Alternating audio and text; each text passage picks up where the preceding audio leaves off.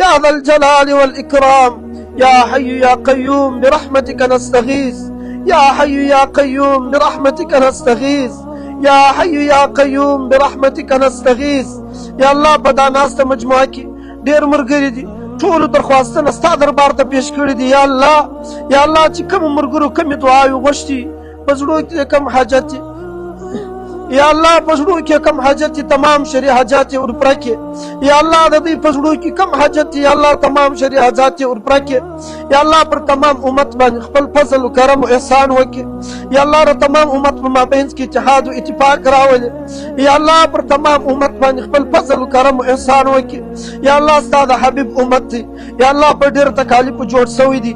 یا الله د دجال د فتنو څخه محفوظ کړي. یا الله تمام اسلامي مملکتونو کې اتحاد او اتفاق راولي. یا الله زموږ حکمرانانو ته هدایت وکړي. یا الله زموږ مشرانو ته هدایت وکړي. یا الله زموږ ځوانانو ته هدایت وکړي. یا الله زموږ سپین ږیرو ته هدایت وکړي. یا الله زموږ علماو ته هدایت وکړي. یا الله زموږ د نوي نسل حفاظت وکړي. یا الله زموږ زنانو ته هدایت وکړي. یا الله موږ د زنانو د حقوقو څخه خلاص کړي. یا الله د حقوق الله د ادا کولو توفیق راکړي. یا الله د حقوق العباد ادا کولو توفیق راکړي. یا الله د مسلمانانو د حق تلفیظ سمې وساتي. یا الله چې کوم مشکلات پر امت باندې، یا الله خصوصا د فلسطین پر مسلمانانو باندې یا الله ډېر درپدره دي، یا الله ډېر ستړي دي. یا الله د مسجد اقصا په خاطر باندې، یا الله ستا د دین په خاطر باندې دا کښنی جومات ولاړ دی. یا الله که چیرې دا ختم سي الله دې نه کوي. یا الله په ظاهره بل داسې جومات نه معلومیږي د مځکې پر مخ باندې. یا الله چې د مسجد اقصا حفاظت وکړي.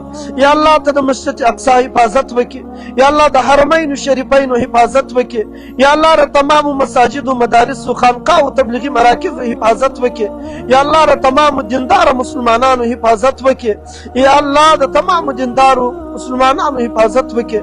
یا الله زموږ د ظاهر او د باطن اصلاح وکړي. یا الله زموږ د ظاهر او د باطن اصلاح وکړي.